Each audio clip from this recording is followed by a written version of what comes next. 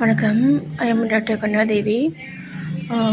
விஜய் சாரை பார்க்கணும் அப்படின்ட்டு ஒரு இளம்பெண் வந்துட்டு கத்திட்டுருக்காங்க பார்த்தீங்களா?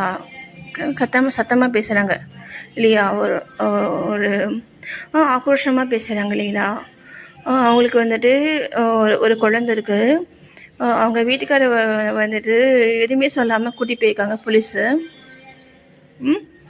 அதனால் அந்த அம்மா வந்துட்டு பதட்டப்பட்டுட்டு எப்படியாவது நம்ம வீட்டுக்கார நம்ம காப்பாற்றணும் அப்படின்ட்டு அவங்க வந்துட்டு சிஎம் சாரை போய் பார்க்கணும் சொல்கிறாங்க. அவங்க ஏன் சிஎம் சாரை போய் பார்க்கணும்னு சொல்கிறாங்க?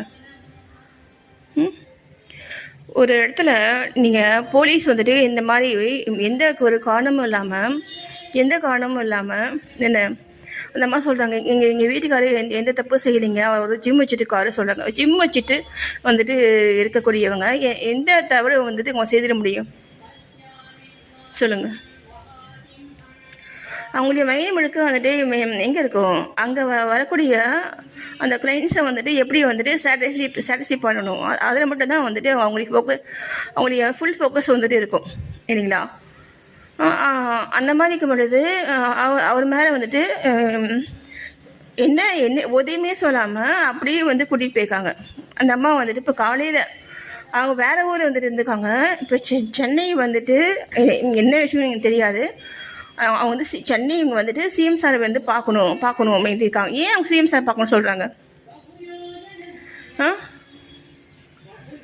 ஏங்க, உயிருக்கே பாதுகாப்பு இல்லைங்க. போலீஸ்கிட்ட நீங்கள் போயிட்டீங்கன்னா உயிருக்கே பாதுகாப்பு கிடையாது.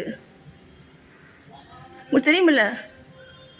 ஒரு 17 வயசு பொண்ணை என்ன துணி பண்ணானுங்க உங்களுக்கு தெரியுமில்ல? இதே போலீஸு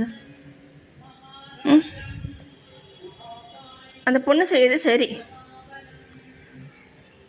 சரிங்களா? என்ன மக்களான நம்ம வந்துட்டு அந்த விஷயத்துக்கு வந்துட்டு அந்த பெண்ணுக்கு வந்து நம்ம வந்து ஆதரவு தரணும். அந்த பெண்ணை நோக்கம் வந்துட்டு என்னவா இருக்கும்? அது ஃபேமிலி அதை காப்பாற்றி ஆகணும் இல்லையா?